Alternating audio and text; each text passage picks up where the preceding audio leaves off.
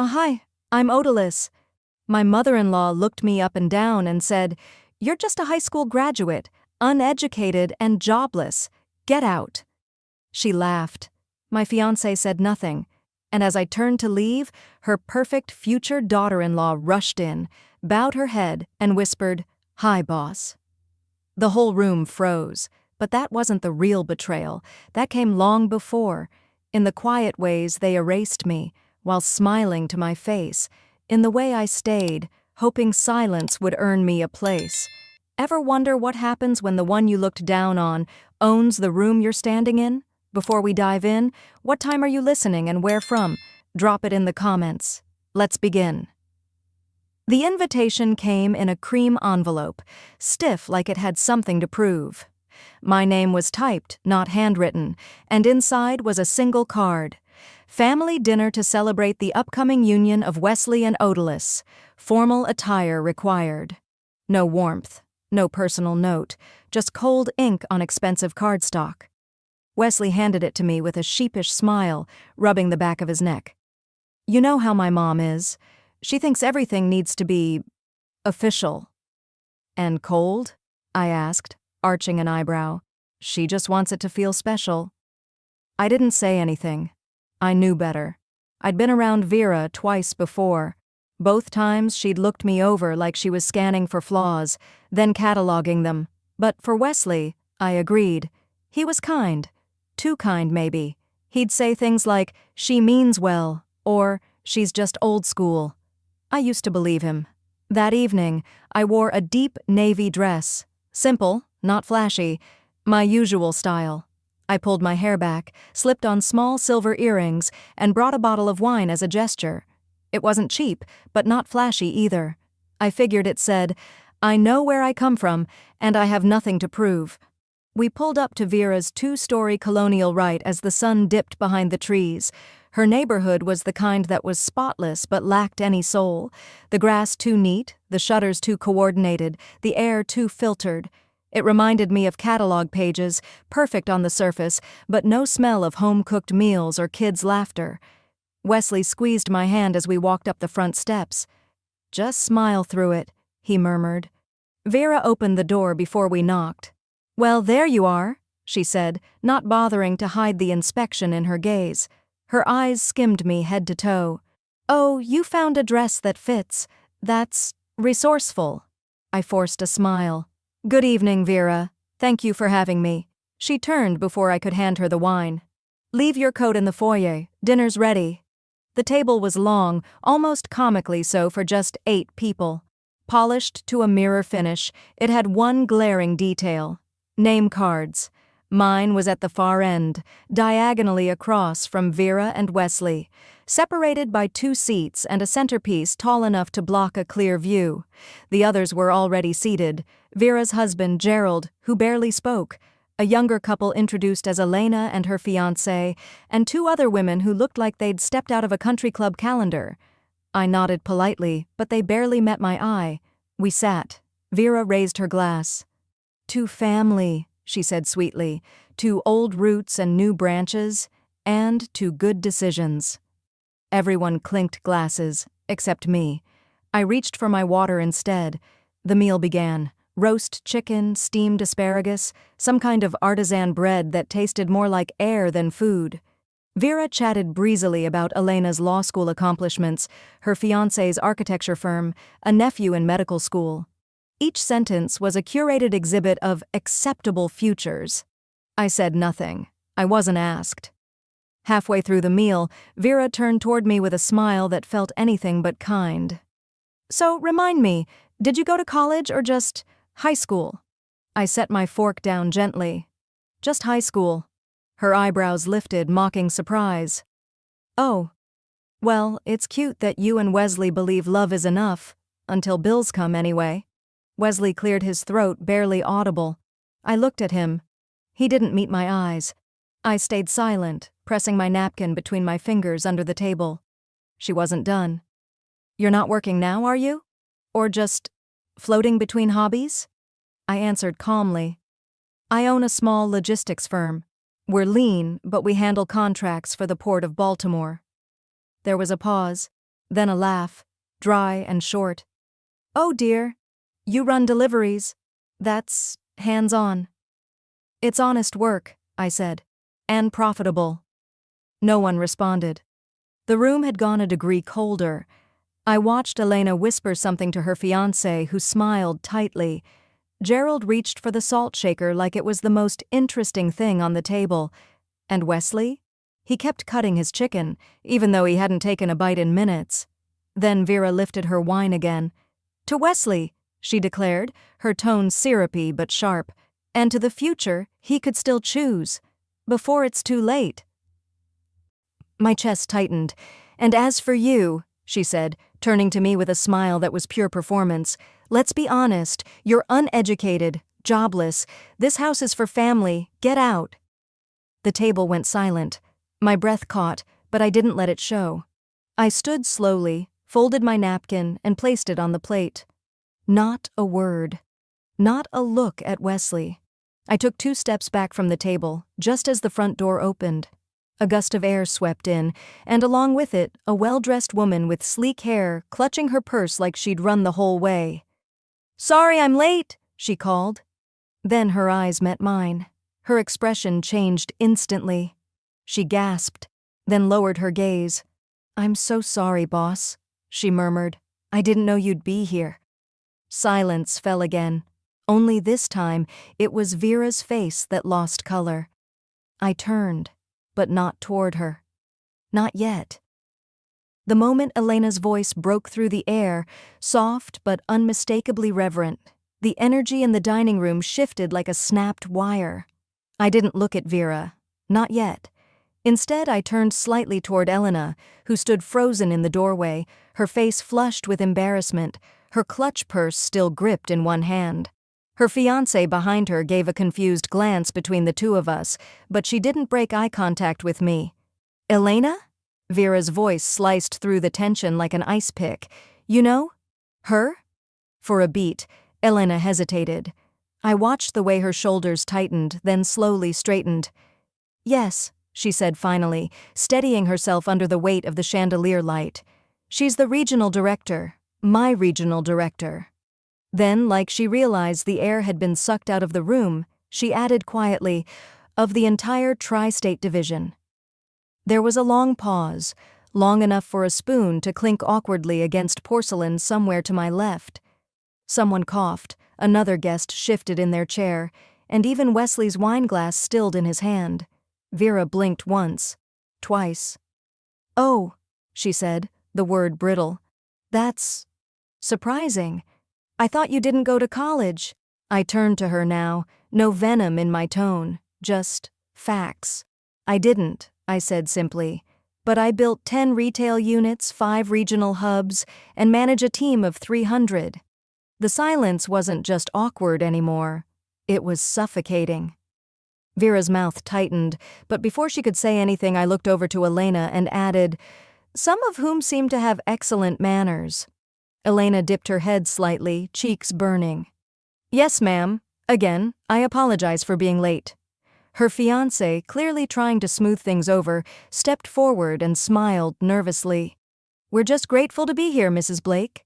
And just like that, the name landed in the middle of the table with a thud. Mrs. Blake. It was my business name, not my legal one, not yet. But that's what the company had always called me. It wasn't even intentional at first. Blake was my mother's maiden name, a name I reclaimed privately when I filed the paperwork on the first LLC. Wesley turned to me slowly. "You never said—" "You never asked," I replied, calm, even. The table had gone quiet. No one touched their food anymore. Even the candle in the centerpiece seemed too loud, its flame flickering against the heavy stillness. Vera tried again. Her fingers wrapped around her wineglass and she raised it with a forced smile. "Well," she said, clinking it gently against the rim, "I still believe education is important. Without it, you're just gambling." There was an undercurrent to her words, a desperate reach back toward superiority. She needed to be right, needed the hierarchy restored. I tilted my head. Then maybe I'm just very, very good at gambling. A few guests gave awkward chuckles, but most stayed quiet. The room wasn't hers anymore, and everyone felt it. Even Wesley. His jaw flexed, eyes scanning the table like he was only now understanding what had just happened. The shame he should have spoken against earlier now flickered across his face, but he said nothing. Not to his mother. Not to me. I didn't need it anymore. Later, when most of the guests had started murmuring about dessert and gathering coats, Elena found me by the hallway, just out of sight of the others. The overhead light above us hummed low. She looked genuinely flustered, wringing the strap of her clutch like it might break. "I didn't know," she said softly. "I had no idea they were related to you. I never would have spoken so casually around them if I had known." I offered her a small smile. "Don't apologize, Elena. You did nothing wrong." She hesitated, then nodded. "Still, it's just they treat you like you're beneath them. I didn't realize this was personal." "It's always personal," I said. "But I was never their kind of family anyway." A voice called from the dining room. Something about wrapping up the night. I walked back slowly, coat draped over my arm now. Vera stood by the entry table, lips pursed, arms folded across her silk blouse. "Impressive show," she said, too sweet. "You might dazzle some people, but I still don't see you as wife material." I looked at her. I could have said a lot. Could have reminded her of every sharp word she'd hurled in the past hour. Could have told her what real class looked like, how it had nothing to do with who sat where at a table or the letters after someone's name. But I didn't. Instead, I reached into my coat pocket, slow, deliberate, and ran my fingers along the small wooden button I'd kept there since I was 17. It was worn around the edges now, warm from my skin. My name was carved into it, shallow but permanent. The first thing I'd ever branded with my own identity. They would never understand what that meant. But I did. And that was enough. The button had no value to them, but it reminded me exactly where I came from. I sat in the kitchen the next morning, elbows on the cool wooden table, the light from the window cutting a soft diagonal across the floor. The same coat I'd worn the night before lay draped over the chair beside me. In its pocket, the smooth edges of that old wooden button rested between my fingers, warm now from the heat of my skin. I rolled it slowly, like a habit I hadn't broken in decades. My thumb brushed over the faded engraving, just a simple "O." They saw trash. My mother saw survival. I could still hear the way she said it that first time. "You build, baby. You don't beg." There was something grounding about mornings like this. No noise, no pretense. Just me, a chipped ceramic mug of black coffee, and a leftover heel of sourdough I'd toasted with a bit of olive oil. Nothing wasted. That habit never left me, even when I could have ordered breakfast from anywhere in the city. I chewed slowly, watching the steam curl upward from the cup. The night before still lingered in my chest, but it wasn't anger. It wasn't even sadness. It was something older, deeper, the kind of ache that had long since dried into resolve. My hand tightened around the button. 17. Welding school. Back in that small town in West Virginia, where the air smelled like gas stations and sawdust, and the second-hand steel-toe boots I wore made my heels blister for the first 3 weeks. "You can't be serious," one girl said as I slid into the seat beside her that first morning. "You're gonna ruin your nails." I didn't answer. I never did when the jabs came wrapped in polite tones. But that afternoon, after a long shift at the mechanic's shop and a cold dinner of canned beans in Mama's apartment, she gave me that button. "You don't let them tell you who you are, O," she said, placing it in my palm like it was gold. "If you ever feel small, hold this. Remember, you build, you don't beg." And I did. Even when Mr. Chanley, the shop teacher with the thin mustache and stained clipboard, looked over my shoulder one day and muttered, "Girls like you don't last in trades. Go work in daycare." I kept my goggles on, smiled under the mask, and welded a seam so clean he stopped doubting my hands, even if he never stopped doubting me. I rinsed my plate and leaned against the sink, staring out at the quiet street. The neighbor's sprinklers had come on. Across the way, someone's dog barked twice and then went quiet. At 21, I had a binder full of notes and a big idea: mobile repair. I pitched it to a loan officer who kept glancing at my boots the whole time. "Sweetheart, you'll burn through that van in 6 months," he chuckled, pushing the paperwork back like it was contagious.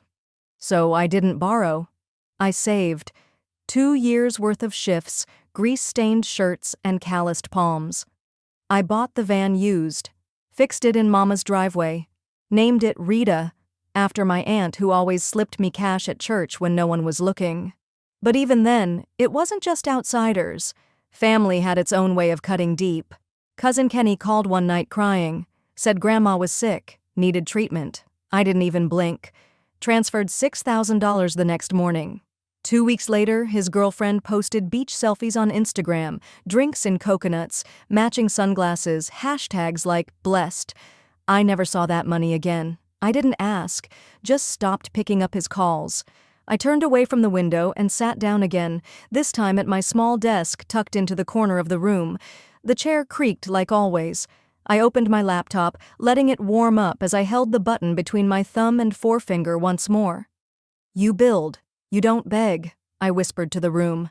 Dozens of emails pinged through, speaking invites, mentor requests, contracts awaiting review. One subject line read, "Keynote panel confirmation, women in trades." Another, final edit, "Entrepreneur of the Month feature." I skimmed past them, eyes drifting instead to the favorites list in my phone. Wesley's name was still there. I stared at it, thumb hovering. I didn't press it. He hadn't called. And truth be told, I hadn't expected him to. Not after the look on his face when Elena called me boss. Not after Vera's last little jab, the one meant to sting just deep enough. "You might impress some people," she said, eyes cutting into me like a paring knife, "but I still don't see you as wife material." Funny, I hadn't applied for the role. I slid open the side drawer and pulled out my legal pad. Tucked inside was the card for Kira Allen, my lawyer. I circled the date on the corner of my calendar, then typed her name into the booking app. We had some things to revisit. And this time, I wasn't walking in with questions. I was walking in with a plan. I leaned back in the chair, letting the weight of the morning settle in my spine. That house last night, Vera's world, was filled with porcelain and wine and laughter that cracked like thin ice.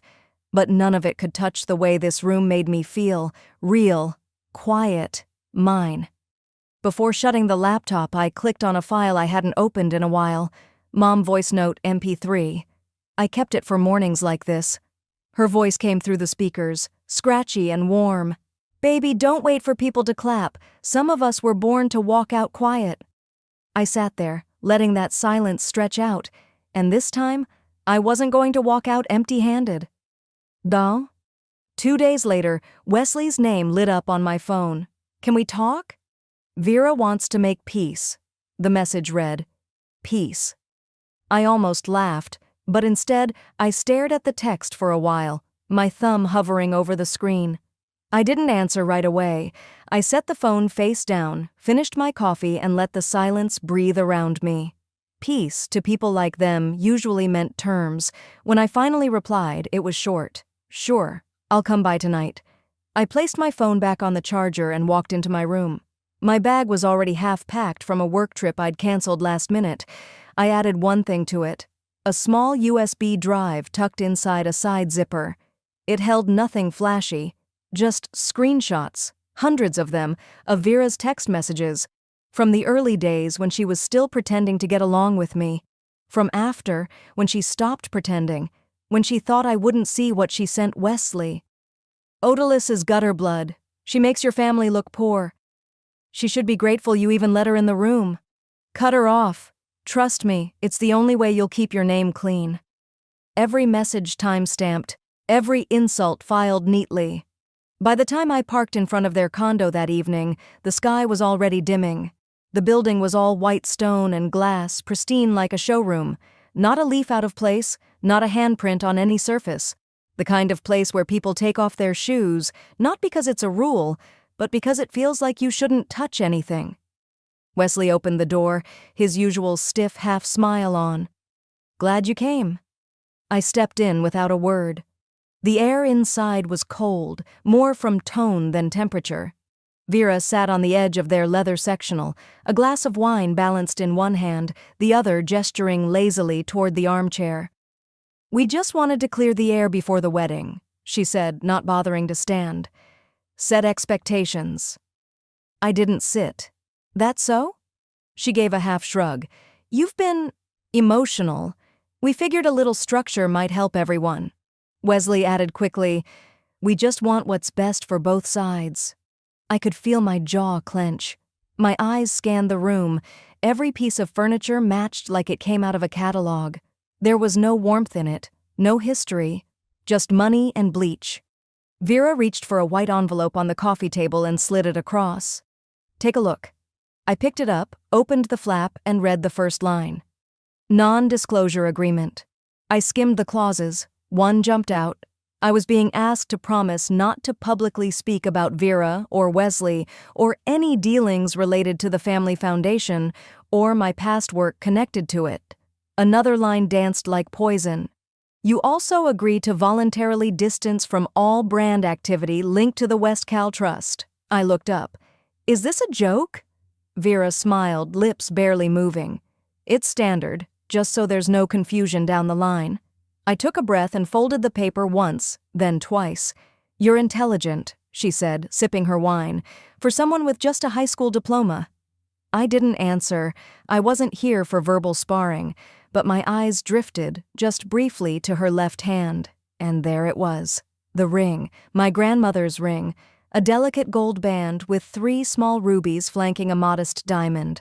I'd paid to restore it when my mother passed. The jeweler had said it needed new prongs, but the stones were still honest, just like my grandmother had been. And now it sat on Vera's finger like a prize. Wesley noticed where I was looking. "It's a family piece," he said casually. "Vera's practically family now." I reached into my bag and pulled out a thin document folder. I set it gently on the glass table. "You won't mind then," I said, "if I take back what wasn't yours to give." Vera blinked. "Excuse me?" I unfolded the paper, turned it toward them, and tapped my finger once, firmly. Grandmother's will. Item Sacrarun 12.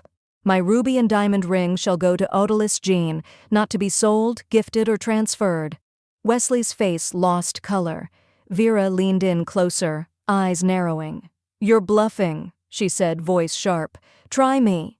I reached back into my bag, took out the USB, set it on top of the NDA envelope, and just so we're clear, I said, that contains a year's worth of text messages where you referred to me as gutter blood, among other things. You want that attached to this NDA? I'd be happy to forward it to the board of the West Cal Foundation.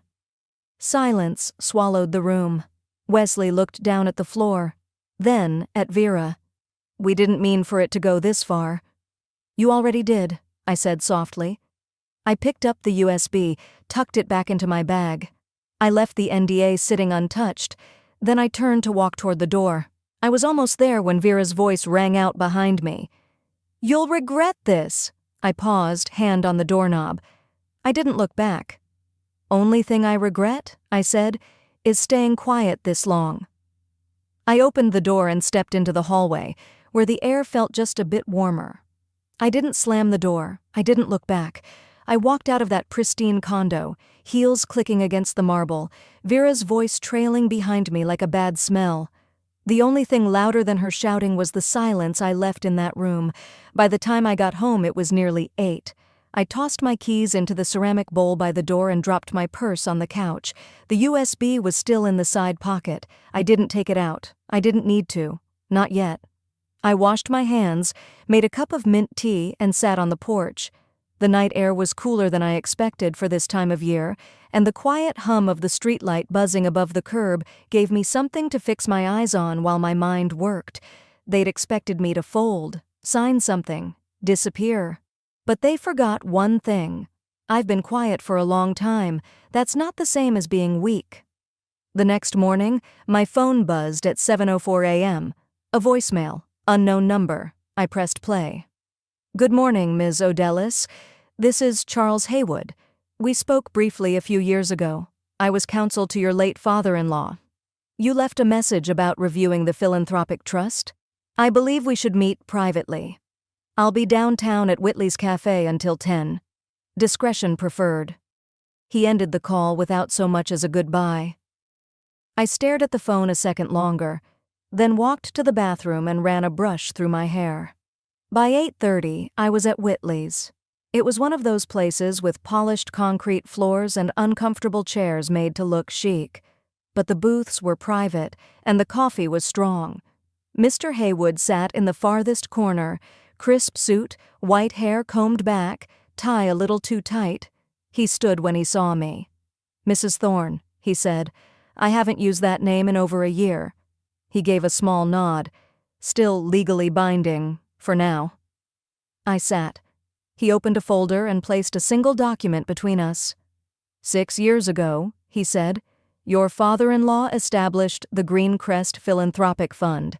It was seeded by assets from his tech holdings and family trust. You co-signed the launch under your marital designation. See here, Jobless Thorne." I looked down at the page. My name stared back in faded ink. "You've remained a silent partner," he continued, "but the fund quietly acquired equity in the broader Thorne Family Foundation, including 30% of the current umbrella Wesley now chairs." I blinked. "You're saying I still hold rights?" "Not only that," he said, sliding a second page forward, "but any structural change, including a remarriage, particularly to a party without fiduciary clearance, triggers an automatic review clause." I read it, slowly. Clause 17B. I didn't speak right away. I just exhaled and leaned back. Haywood lifted his cup. "Wesley's team should have updated it years ago, but they didn't. Too eager, too sloppy." My fingers tapped lightly on the edge of the table. "So, technically, I'm still board adjacent?" His eyes crinkled faintly at the corners. "Technically, you're more than that." I tilted my head. "And if I were to activate this clause?" He didn't flinch. "It would place all non-liquid assets under review for 90 days. That includes vendor payments, real estate disbursement, private travel allocations, and executive bonuses." "Including wedding expenses?" He nodded once. "Venue, caterers, jet fuel, all of it." I said nothing for a long beat. Then, "Send me the digital file. I'll take care of the rest." By late afternoon, I was home again. The house felt smaller somehow, but not in a bad way. More contained, like a steady breath after a long scream. I opened my laptop, drafted one email, subject, request to trigger clause 17B, to Thorne Foundation Council, body, per contractual stipulation regarding Greencrest Fund oversight, I request formal review under clause 17B, effective immediately. Sincerely, Jobless Thorne. I attached the signed documentation Haywood had sent, saved as a PDF. One click. An auto-reply pinged back within seconds. "Thank you. Your request has been received and placed under active review. Assets tied to Clause 17B will remain frozen pending council clearance." I didn't tell anyone. Didn't forward the message. Didn't whisper a word. I just closed the laptop and stood up. I made dinner, chicken thighs and roasted carrots, and ate alone in the kitchen with the window open. I slept soundly until just after dawn. The first buzz came at 6:41 a.m. Wesley's name lit up the screen. I stared at it, then let it ring. 2 minutes later, Vera. Then a third call. Unknown number. Legal office in Midtown. I watched them all go to voicemail, but it wasn't the calls that got my attention. It was the email subject line flashing on my screen, bold and insistent. Urgent, bride's statement to the press. I opened it without blinking. Inside, Vera's PR team had crafted a polished piece with high-gloss headlines and charity buzzwords. Power couple launches education initiative in Texas, celebrating unity and growth. Beneath a carefully staged photo of Vera holding a microphone in front of a row of smiling volunteers, the article sang her praises. Visionary leader, philanthropic mind, trailblazer. Wesley was mentioned as her longtime personal supporter. And then, near the bottom, small gray text, like an afterthought, I saw my own name. Jobless Marin, previous foundation partner, inactive. I stared at the screen. My hand had been steady moments ago. Now I felt the tiniest quiver under my fingers. Inactive. That word clung to me like mildew, so I wasn't just erased. I was archived, a stepping stone to polish their story. A convenient before in their fairy tale, after. I closed the laptop slowly, rose from the kitchen table and paced to the window. Outside, nothing had changed. The same neighbor mowing the lawn, the same dog barking 2 houses down, but inside me something clicked into place with finality. I grabbed my phone and forwarded the release to Mr. Haywood. His reply came 3 minutes later. Their PR team just publicly acknowledged your role in a fund still under audit. That was very unwise. Another message followed seconds later. Would you like me to prepare a formal public response? I typed back, no need. I have something better in mind. And I did. I left the message unread for the rest of the afternoon. Instead, I pulled out a notebook and started writing. Notes, lines, options. Not revenge. Strategy. Around dusk, I stepped out onto the porch with a mug of chamomile tea. A breeze carried the faint scent of cut grass and rain-soaked earth. I sat quietly and waited for something I couldn't quite name. It came at 8:22 p.m. A new message buzzed in, from Vera Heron. Subject, private meeting, no lawyers. I read it once, then again, short, measured. No punctuation except for the period after each word, like she was trying too hard to sound calm. The location was a parking structure downtown, level 3, near the south stairwell. I didn't answer right away. I went inside, changed into jeans and a navy blouse, and tied my hair back with a rubber band. No makeup, no earrings, no perfume. Let her dress for illusion. I'd come in truth. By the time I pulled into the garage, the sky had dipped into full darkness, lit only by the hum of overhead fluorescents. She was already there, leaning against a silver SUV in yoga pants and a loose beige sweater that looked more expensive than casual. Her arms were folded tight, but her eyes jumped every time a car passed on the upper levels. I stepped out and didn't say a word. "Thank you for coming," she started, voice tight like she was chewing glass. I walked closer, stopping with a few feet between us. "Let's skip the pleasantries." She exhaled through her nose, like she'd practiced this moment in front of a mirror but forgot her lines. "Look, I didn't want this to get messy," she said. I raised an eyebrow. "You published my name. Inactive. It wasn't my idea. The PR team thought it'd soften the history." "The history?" She hesitated. "We're about to launch. There's press, investors, the wedding. This clause, this freeze, is wrecking the schedule." There it was. I didn't respond. I waited. She pulled out an envelope and held it halfway between us. 600,000, she said. Clean release. No press, no legal posturing, no board drama. Just a quiet goodbye. I didn't touch the envelope. I didn't even glance at it. Instead, I looked directly at her hands. Her nails were freshly done, but her cuticles were red. Nervous picking. "You looked so confident in that article," I said softly. "What changed?" Her jaw clenched. "Don't do this. You're asking me to disappear. Again. We're a week away from the wedding, Jobless." Her voice jumped an octave. "You're blowing everything up." I took one step closer, then stopped. "You stood by while I was erased," I said, quieter now. "Now you're asking me to vanish on cue. The price just went up." Vera's mouth opened, then shut. Her fingers curled into a fist around the envelope. I turned and walked to my car. I didn't run. I didn't look back. Inside, I pulled the door shut, started the engine, and waited for the Bluetooth to connect. Another email pinged in as I pulled onto the road. Subject, urgent. Internal statement. Board disclosure leak imminent. But that wasn't the one I cared about. The next subject line made me slow to a stop at a red light. Bride statement to the press. Official rebuttal under board seal. And it wasn't from Vera's team. It started with a vibration on the nightstand. I wasn't expecting anything. My phone had been silent for hours, but there it was, a soft buzz against the wood, blinking with a dozen missed notifications. I sat up in bed slowly, my body still carrying the tension from the parking garage meeting 2 days ago. Vera's voice still rang in my ears, cutting, desperate, and rehearsed. But what caught my attention now wasn't her. It was the email subject line. Leaked memo to remove Jobless from historical record. Confirmed. I opened it. The message was short, just a forwarded link and one line. You may want to see this before it spreads further. Click. There it was, an internal email thread published by a mid-sized but aggressive media outlet known for spotlighting corporate misconduct. The headline screamed louder than any press release Vera's team had polished. Removing Jobless from the archive plus draft attached.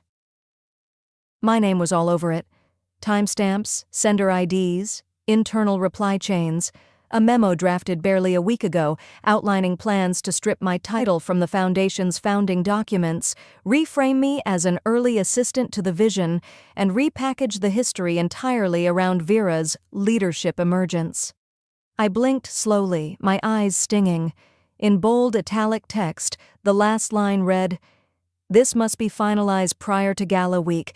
We need full alignment before the sponsor review." It was signed off. By Vera.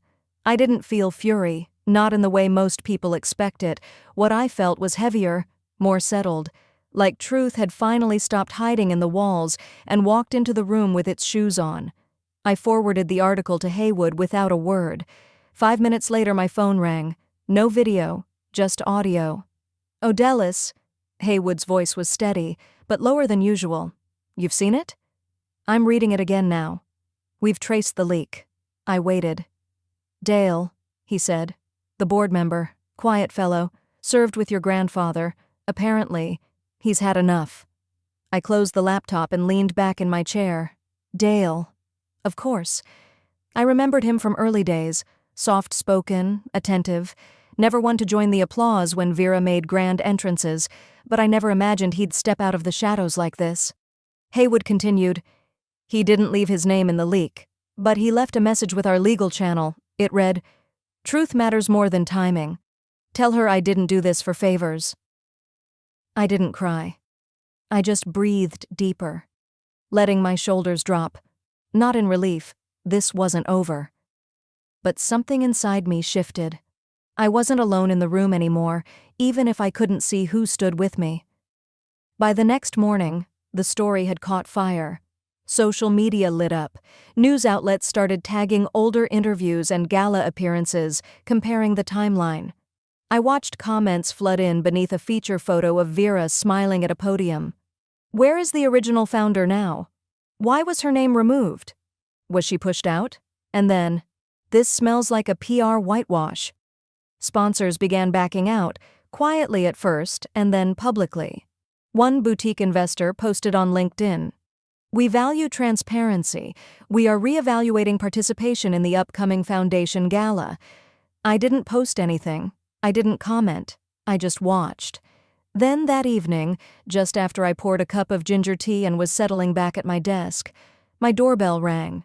It was a delivery service, no signature needed, just a small white envelope with gold trim, hand-addressed in that same swirling script I'd seen on Vera's past invitations. Inside, a single cream-colored card. "You are cordially invited to the rehearsal dinner of Vera Elston and Wesley Margrave. Location, the Four Pines Estate. Attire, formal," Vera insisted.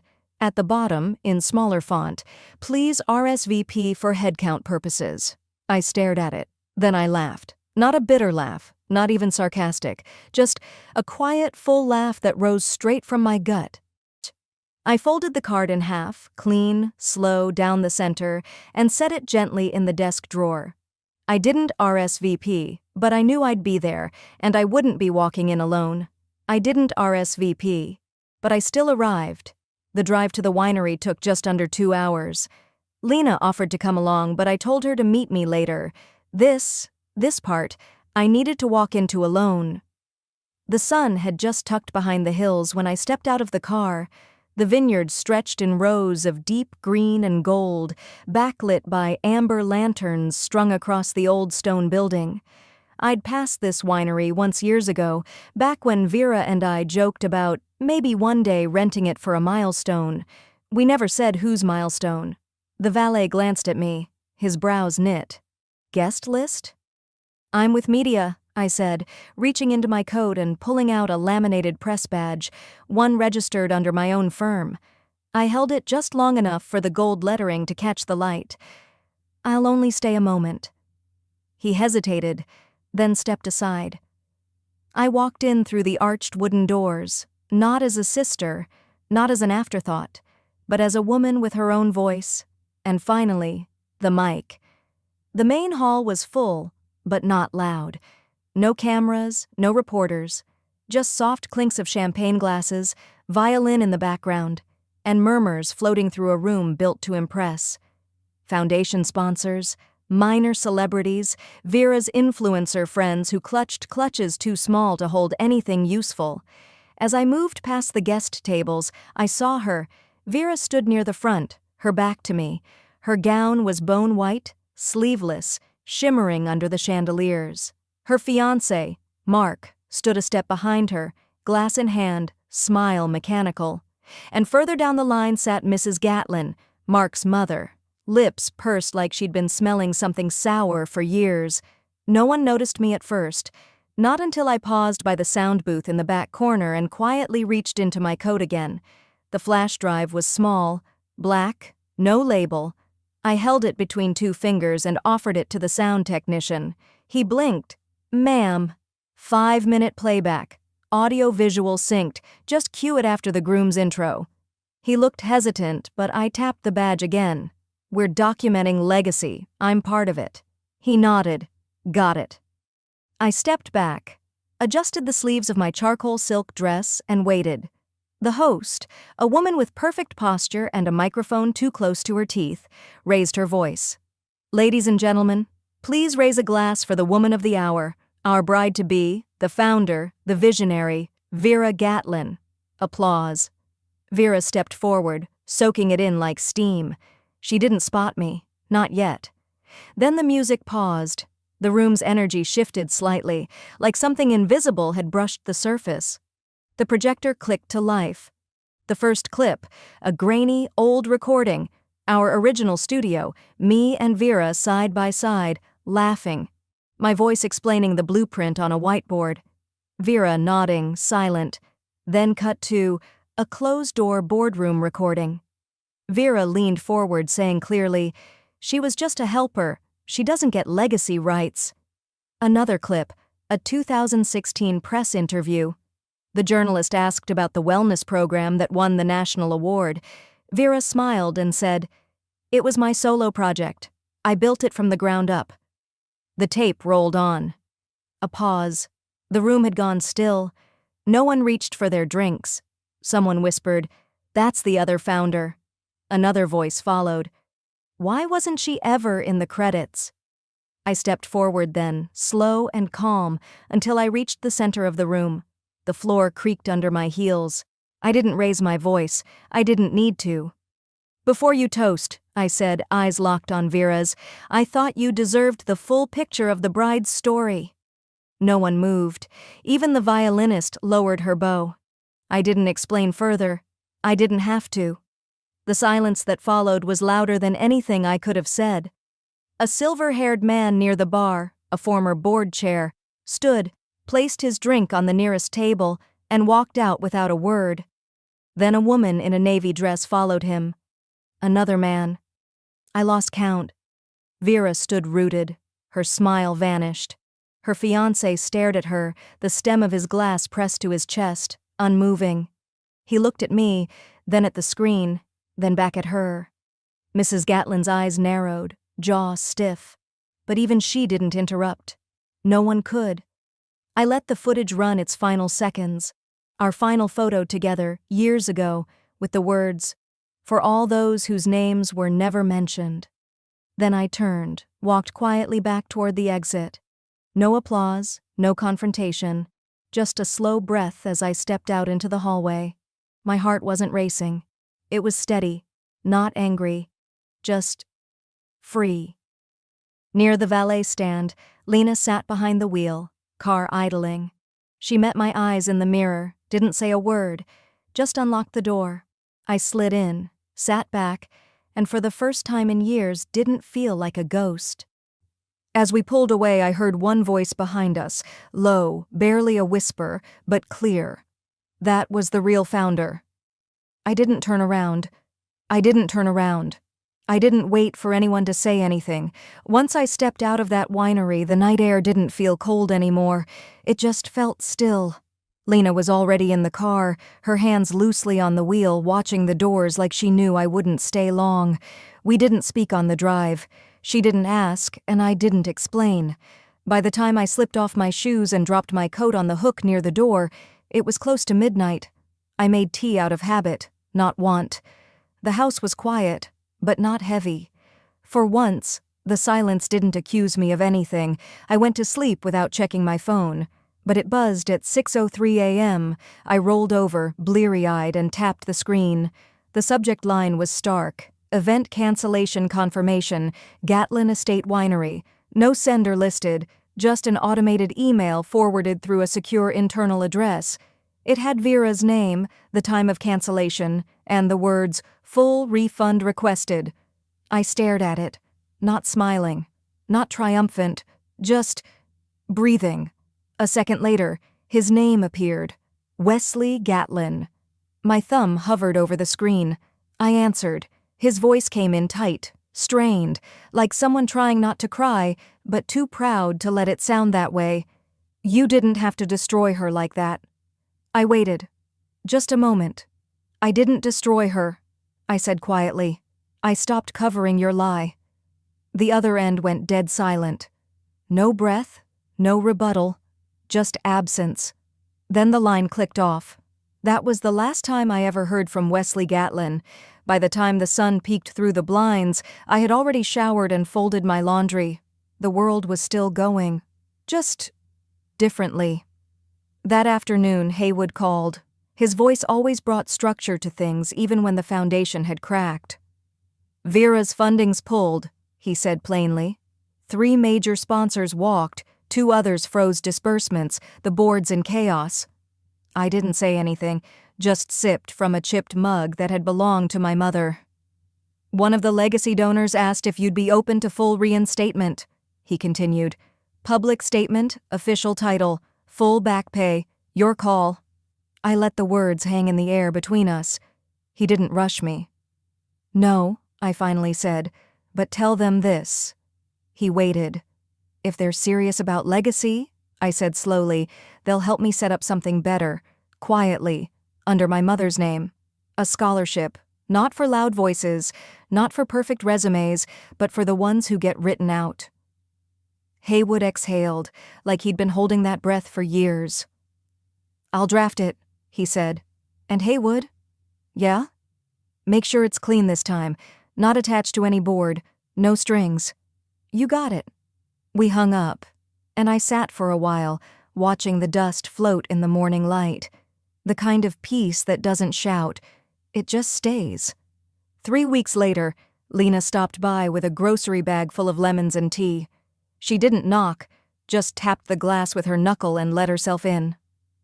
"I brought you real lemons this time," she said, holding them up like trophies. We sat on the back porch. No music, no news playing, just the birds that nested in the low trees. For a long time, neither of us said anything. She finally spoke without looking at me. "You always had more grace than they deserved." I swallowed, thought about that for a second. "I wasn't trying to be graceful," I said. "I was just tired of being invisible in my own story." She nodded. We both knew the difference. The sun dipped behind the fence slowly that evening, the air soft and cool. There were no speeches, no apology letters, just stillness. 3 months after the rehearsal, Haywood texted me a photo. A young woman holding an envelope. She looked about 19, with frizzy curls and eyes that studied the world like it might bite, but she'd bite back. Inside that envelope was the first scholarship check from the Helen Marron Fund. There was also a note, handwritten, folded neatly. No one sees your worth until you stop asking them to. O.M. That night, I left my porch light off and just watched the moon rise. Quiet, present, finished. I know some folks think closure comes with a bang, a courtroom win, a confession. But that's not always true. Sometimes closure is not hearing from someone again and realizing you don't need to. Sometimes justice looks like silence. I didn't send Vera any message, didn't respond to the reporters, didn't comment when the nonprofit socials went quiet or when the board quietly dissolved 3 months later. Instead, I bought new pens, started journaling again. I baked cinnamon rolls for the neighbor who always waves. I watered my plants and threw out old photos. Because I wasn't trying to burn bridges, I was finally walking on roads that were mine. And if anyone ever asked, no, I wasn't loud, no, I wasn't cruel, but I was clear. Sometimes that's enough, and maybe, just maybe, someone watching learned dignity doesn't always roar. Sometimes it just walks out without saying goodbye. Do you think I should have accepted their apology, if they ever gave one? Or was silence the better ending?